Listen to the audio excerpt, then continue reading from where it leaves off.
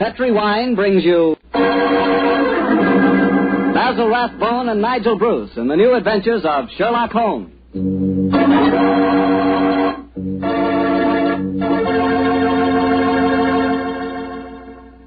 The Petri family, the family that took time to bring you good wine, invites you to listen to Dr. Watson as he tells us about another exciting adventure he shared with his old friend, that master detective, Sherlock Holmes.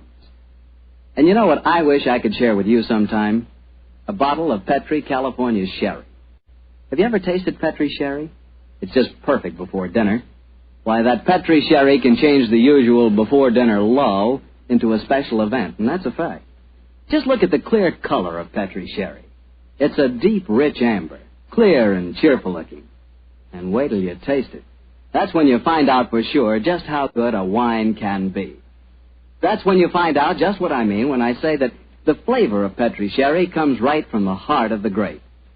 Try Petri sherry by itself, or with hors d'oeuvres or canopies or whatever you call those little cocktail sandwiches, and say, if you like your sherry dry, well then Petri California Pale Dry Sherry is the sherry for you. Just be sure the label says Petri, the proudest name in the history of American wines.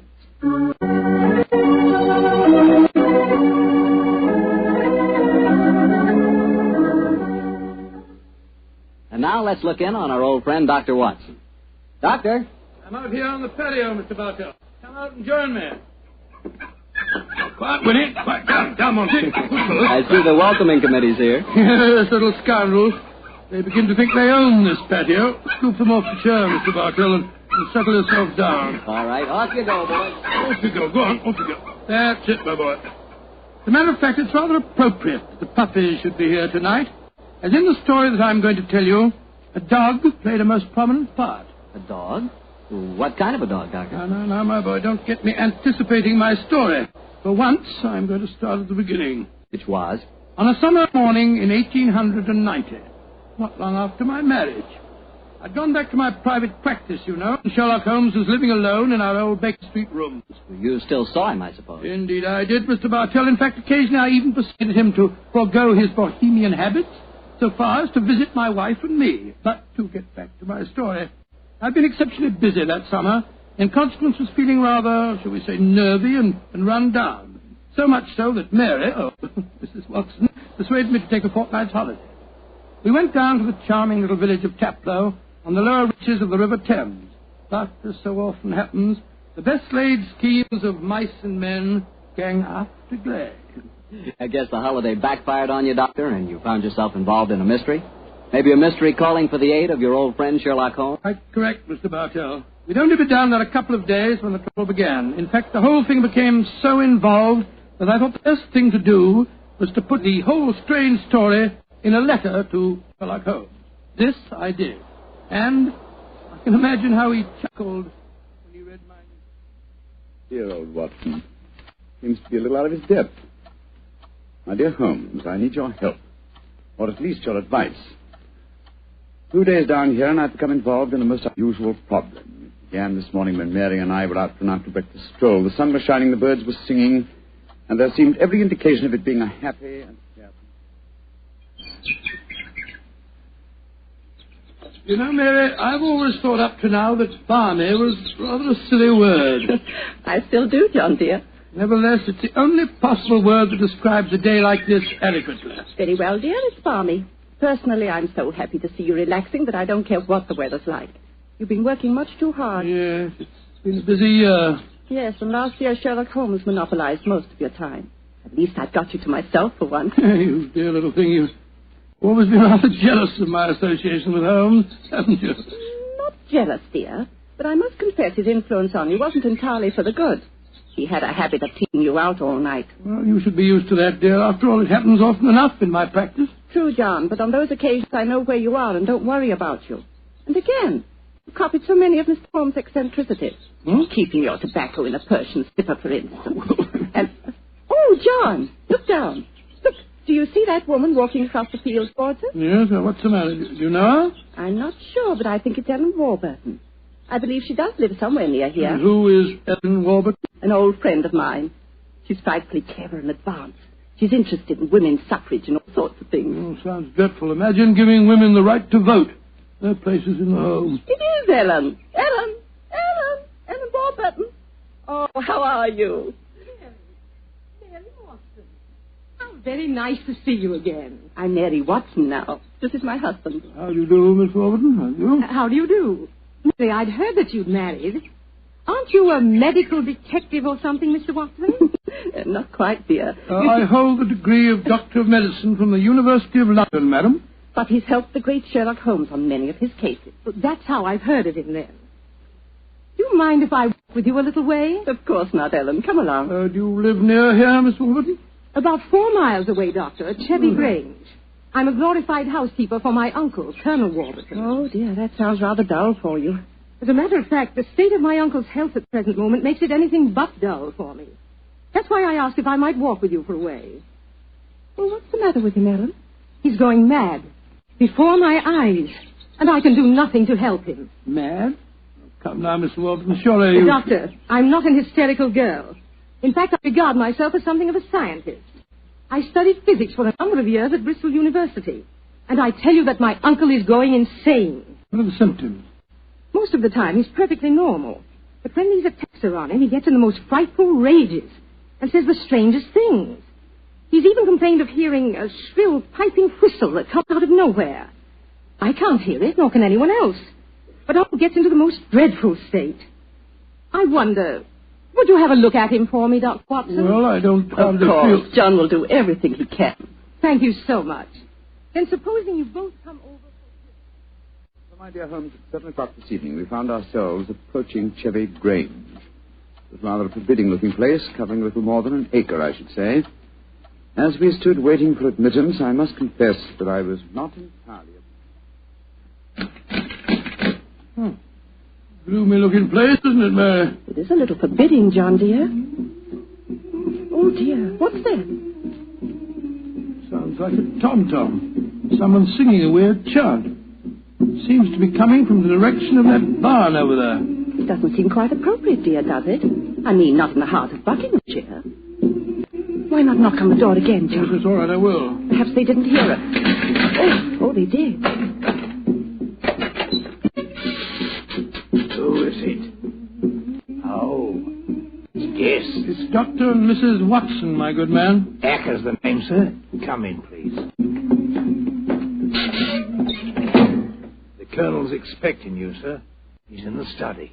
This way, sir. By the way, Hacker, as we were waiting outside the front door, we heard a strange chant, and it sounded as if someone was beating a tom-tom. Oh, that was Miss Narda. You'll be hearing more of her. Promising beginning. Let's see what happened next. This very unpleasant fellow Hacker showed us into the study where we met Colonel Warburton. First, it was hard to believe that he was a sick man. He looked well enough, and his conversation was sprightly. Spent most of his army life in Africa as military governor in the Zulu district. And the African spears and other trophies that lined his study walls bore mute evidence to his past life. He encouraged me to tell him some of my own army experiences. Oh, dear, poor fellow. It was really rather sad. There I was, Colonel Warburton, on the howdah of this wretched elephant.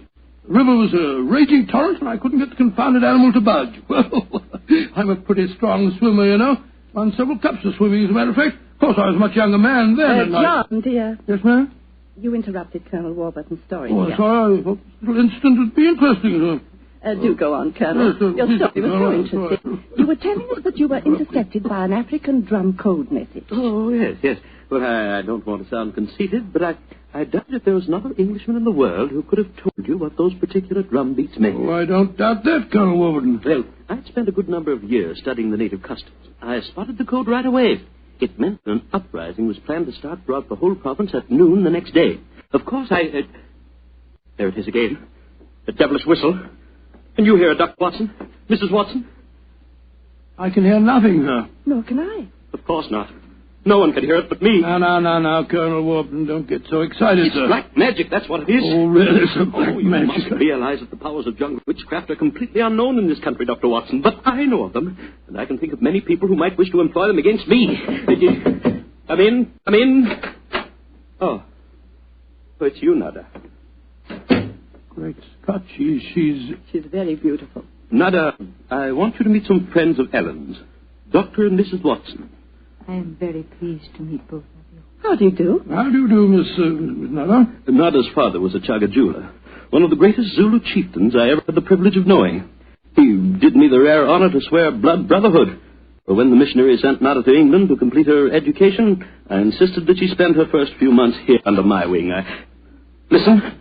What is it, Colonel? That whistle again. For heaven's sake, say that you heard it this time. Please say that you did. I didn't hear a thing, sir. Well, I did, and I know where that sound came from. Now, put down that spear at once, will you, Colonel Warburton? The devils are trying to kill me. I'll kill them first. No, don't throw it, sir. Don't throw it. Someone's opening the door. Uncle! Oh, it's Ellen. Great Scott. The spear missed her by an inch. Uncle, what is it? Whistle. I heard it again, Ellen. And I'm going to find where it came from. Poor Uncle. Of course, you heard no sound. Nothing, Ellen. What can we do to help him, Dr. Watson? Well, it's hard to say, Miss Warburton. I'm not sure that medical help's what she needs. He seems perfectly sane and lucid except for these strange outbursts. But we must do something. I propose to, madam. As soon as I get back to the inn, I think I'll write to my old friend Sherlock Holmes and ask his advice. There's a problem. I can't feel that the man should be committed to an asylum, and yet obviously when these attacks are on him, he's as mad as a hatter. Well, fascinating problem, and one that calls for speedy action. I think a telegram to my friend Watson might help to clarify some aspects of the case. Yes. Let's see. John H. Watson, Red Lion Inn, Taplow, Bucks. I suggest that you ascertain one important fact. Does the Warburton household have a dog? Telegraph reply, Holmes. Oh, my soul, that's a cryptic answer to my letter. Yes, dear, it is. I'm afraid Ellen will be disappointed. He's coming over to join us for lunch to see if you have any news. What on earth can dogs have to do with the case? I can't possibly... Here's Helen now. Good morning, Ellen. Hello, Mary. Good morning, Doctor. Good morning, good morning. I suppose it's too early to have received any reply from Mr. Holmes. Well, as a matter of fact, I just got this telegram from him. You can read it if you like. I can't see it makes much sense, that's all. But that's extraordinary. I did have a little dog. He was killed a week ago. But it didn't occur to me to tell you about it yesterday. Oh, that's amazing. How could Mr. Holmes have known about it? It's very little that Holmes doesn't know, my dear. How was your dog killed, Miss Warburton? I found him in the grounds with his head smashed in by a stone. Oh, how dreadful. Who do you think did it? It might have been a poacher. And then again, it might have been... Your uncle? It's possible. When he's in those rages, I don't think he knows what he's doing. That's very important. I think I shall go and send Holmes a telegram at once. Don't wait lunch for me.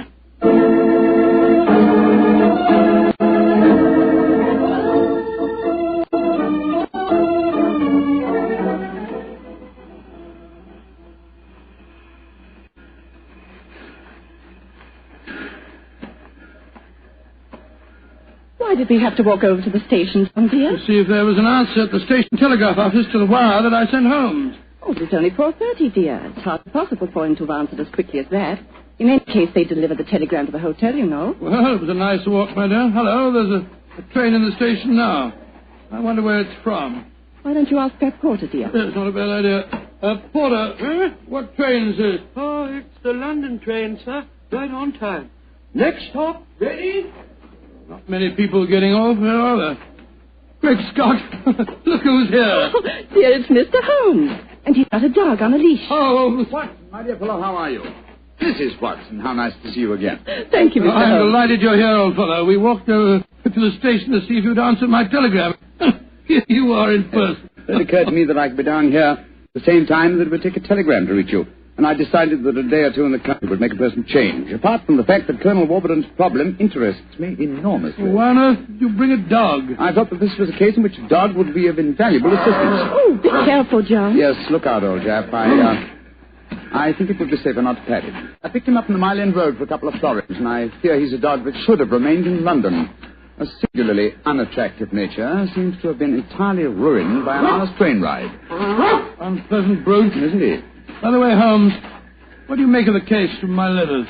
Well, I should prefer to reserve my judgment until I've met the Colonel. However, I will vouchsafe... one opinion. Oh, what's that? To paraphrase a proverb, don't disbelieve all you don't hear.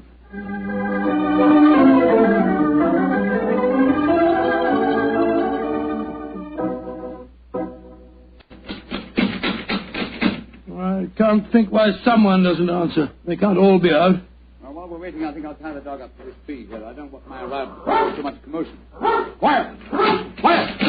Do you think perhaps we could try the door, John? Yes, certainly. It's a good idea. Hello. It's unlocked. Then let's go in, old fellow. Let's go in. Colonel Warburton? Colonel Warburton? Ellen? What was the name of that butler fellow? Hacker. Yes, of course, that's it, Hacker. Hacker! We appear to be in an empty house. The dog! Oh, fool that I am. I shouldn't have left him here. Come on.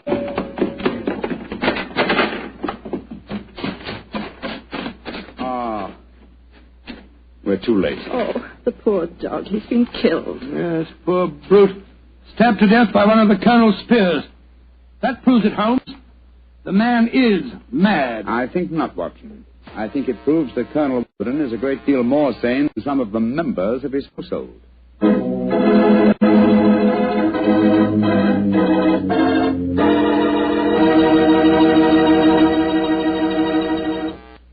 You'll hear the rest of Dr. Watson's story in just a few seconds. Time for me to remind you that there's one secret every smart woman knows. Simply, good wine makes good food taste better. And by good wine, naturally, I mean Petri wine. Try a Petri wine with your dinner. If you want a wonderful red wine, try Petri California Burgundy. If you want a perfect white wine, try Petri California Sauterne. In fact, try them both. You'll agree, I'm sure, that next to your good cooking, nothing can do more for a meal than a glass of good wine. A glass of Petri wine.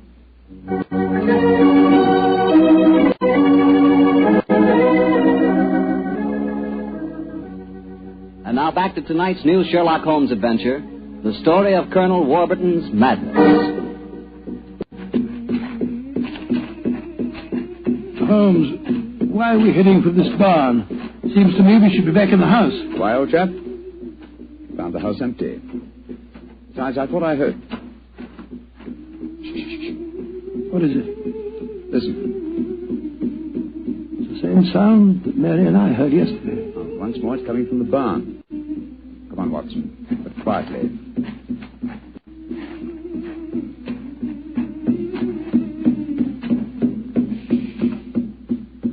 You can see through this window here. It's that Zulu girl, Nada. She's beating a drum and chanting. Who's the man with her? It's Colonel Warburton. No, it isn't. It's that servant fellow, Hacker. What in thunder is he doing here? Apparently assisting Miss Nada in some of her African mysticism. It's black magic they're dabbling with, just as the Colonel said. Let's go in and catch them red-handed. No. Stay quiet. We'll talk to them soon enough. The moment I feel it's much more urgent that we find Colonel Warburton. Come on.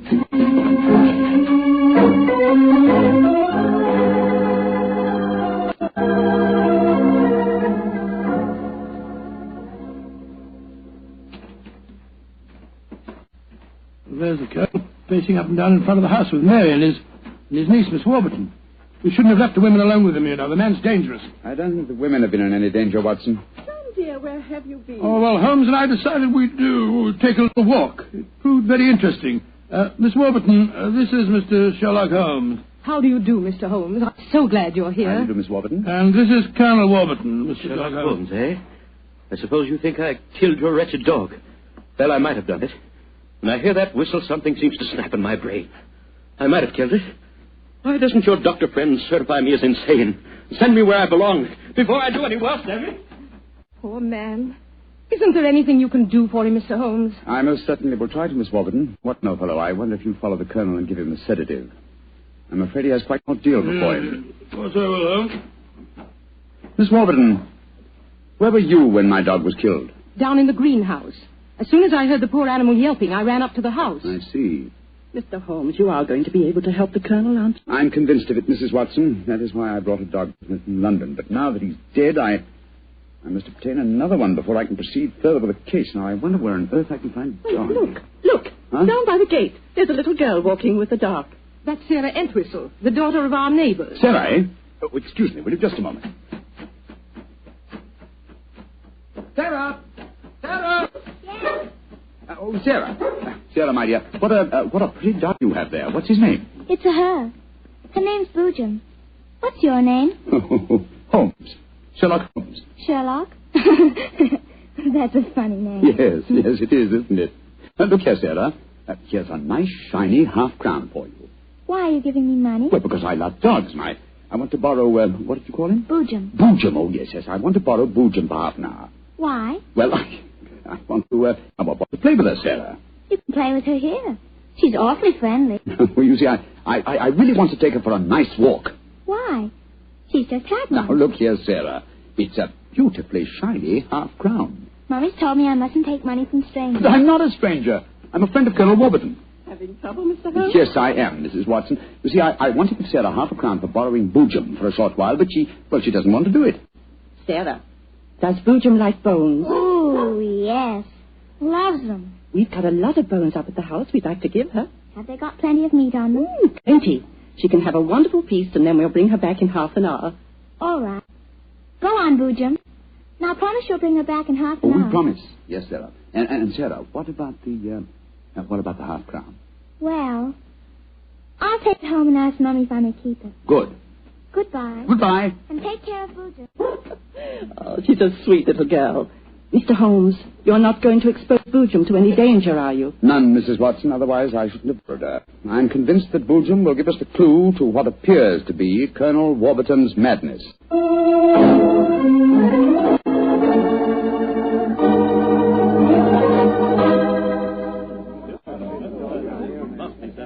Now, let me see. We're all here. Miss Warburton, the Colonel, Miss Nada, Hacker, and the dog Boojum. Yes. Now, ladies and gentlemen, I propose to conduct an experiment. Before I conduct it, I should like to point out the chronology of the events in this case. First, Miss Nada arrived here. Mr. Holmes, you're not suggesting... Please let me finish, Miss Nada. First, Miss Nada arrived here. Second, the Colonel first heard the mysterious whistle. Third, your dog was killed, Miss Warburton.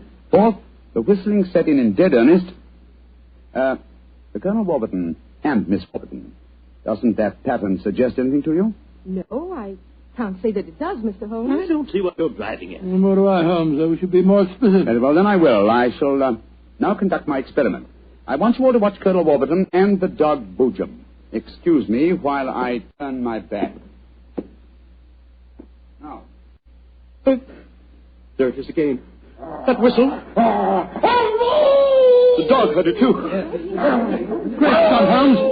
What does it mean? It means that this wooden whistle in my hand is the answer to the mystery. The sound made by this cunningly designed instrument is above the normal range of pitch. You see, the Colonel has hypersensitive ears. So the dog heard it. Perhaps I should have said the normal human range of pitch. Didn't you suppose someone has deliberately been trying to drive the Colonel mad? Of course, Mary. That's why the dogs were murdered. Whoever it was knew that a dog would give the game away. It's not hard to guess who that someone is. Nada, this started when you came here. Is this your gratitude for the Colonel's kindness to you? Endangering his sanity with your evil black magic? That is not true. One moment, please, Miss Warburton. Miss Nada.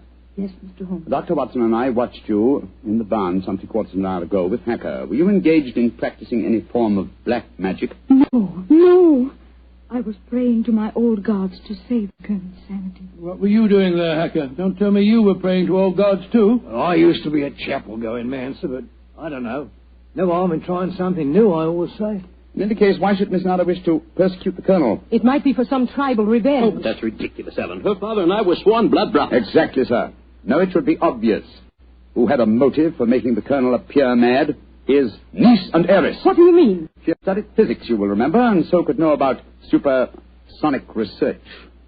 Possibly she was afraid the Colonel might leave his estate to Miss Nada, and so wished him to appear insane and thereby invalidate a new will. What? In any case, I found this whistle in a drawer in your room, Miss Warburton. Ellen, how could you? I did it for your sake, to save you from Nada. She's just an adventuress, only you won't see it. Colonel Warburton, what action do you wish me to take regarding your niece, Miss Warburton? My niece? I have no niece, Mr. Holmes. Come, Nada, my dear.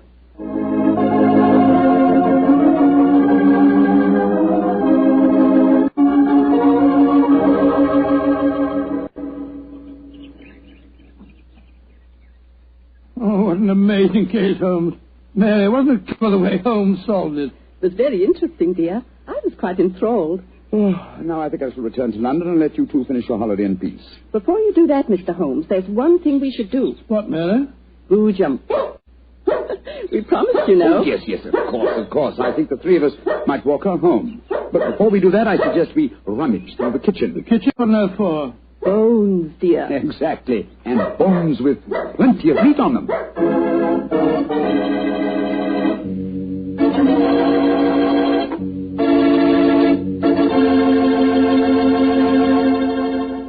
Say, Doctor, that was a swell story. And look, you mean there really is a whistle that only dogs can hear? I thought you'd ask me that question, so I've got one of those whistles to show you. There. Well, there's nothing unusual about it. Blow it, Doctor. Well, listen, Mr. Bartell, if I want you to come quickly, I don't just have to whistle. All I have to say is, would anybody like a glass of Petri wine? And hey, presto, there you are. Well, can you blame me? I know a good wine when I hear it. And Petri wine sure is good wine. It ought to be. The Petri family's been making wine for generations. As you know, ever since they started the Petri business way back in the 1800s, that business has always been family-owned and operated. So just think of all the experience the Petri family's gained.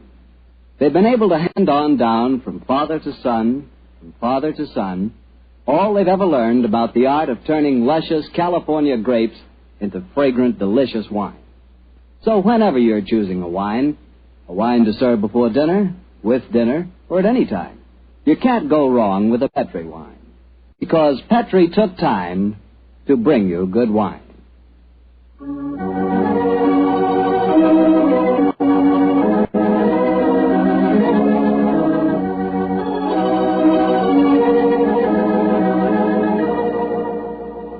Tonight's Sherlock Holmes adventure is written by Dennis Green and Anthony Boucher and is based on an incident in the Sir Arthur Conan Doyle story, The Engineer's Thumb. Mr. Rathbone appears through the courtesy of Metro-Goldwyn-Mayer and Mr. Bruce through the courtesy of Universal Pictures, where they are now starring in the Sherlock Holmes series.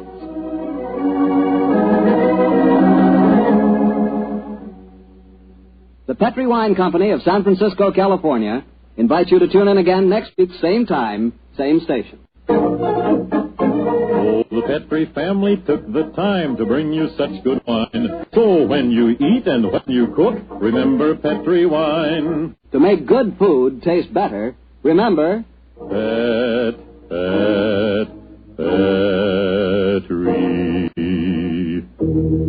wine. This is Harry Bartell saying goodnight for the Petri family. Sherlock Holmes comes to you from our Hollywood studios. This is the Mutual Broadcasting System.